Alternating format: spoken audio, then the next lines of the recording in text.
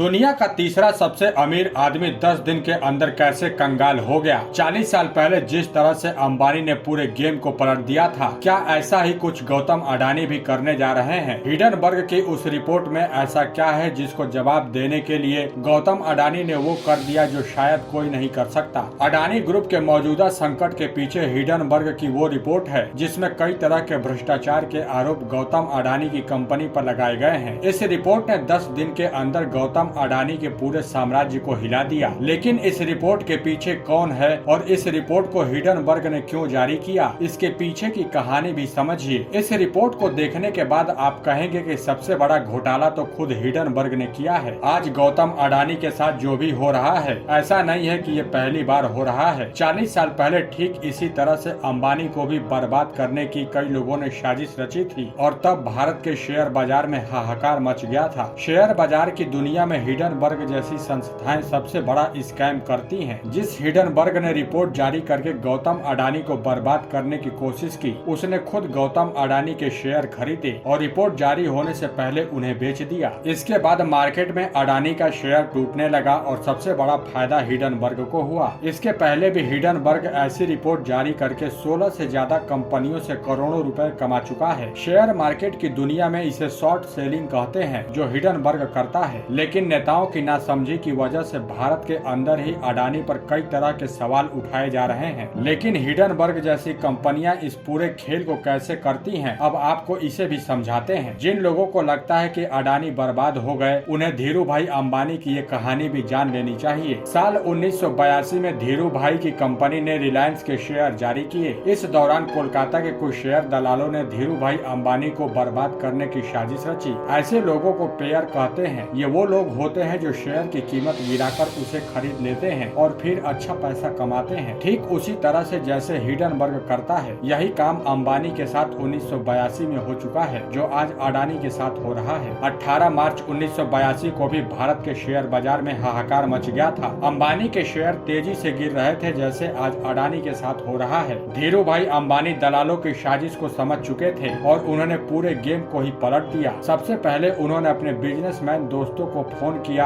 और शेयर खरीदने के लिए कहा। अंबानी के करीब 8000 शेयर उनके दोस्तों ने ही खरीद लिया और इस तरह से कोलकाता के जो पेयर मुनाफा कमाना चाहते थे, उन्हें भारी नुकसान का सामना करना पड़ा। तब जो अंबानी का शेयर 120 रुपए में था, वो बढ़कर 180 से ज्यादा में बिकने लगा। दावा किया जा रहा है कि कुछ ऐसे ही साजिश गौतम अडानी के साथ भी की जा रही है। 40 साल बाद यही तरीका अपनाकर हिडनबर्ग ने रिपोर्ट जारी की है। हिडनबर्ग का इतिहास बताता है कि अब तक 16 से ज्यादा कंपनियों को इसी तरह से नुकसान पहुंचा चुकी है और करोड़ों का मुनाफा कमा चुकी है। कभी दुनिया के तीसरे सबसे अमीर इंसान रहने वाले अडानी इस वक्त टॉप 20 अमीरों की लिस्ट से भी बाहर हो चुके हैं। अब तक अडानी के 8.3 करोड़ से भी ज्यादा पैसे डूब चुके हैं। लेकिन इतने नुकसान के बाद गौतम अडानी ने जो किया है वो शायद ही कोई कर सकता है। अपने निवेशकों की भलाई के लिए अडानी ने 20,000 करोड़ का FPO वापस ले लिया है। कांग्रेस और विपक्ष आरोप लगा रहे हैं कि मोदी सरकार अपना पूरा काला धन अडानी को देकर उसे छुपा रही है। लेकिन कांग्रेस ये शायद भूल गई कि अडानी ने खुद ये बात कही थी कि राजीव गांधी की वजह से वो यहाँ तक पहुँचे हैं। वैसे आपको क्या लगता है, क्या जानबूझकर अडानी को फंसाने की कोशिश की गई है या फिर वजह कुछ और है? आप अपना जवाब हमें कमेंट करके जरूर बताएं और इस वीडियो को शेयर जरूर करें।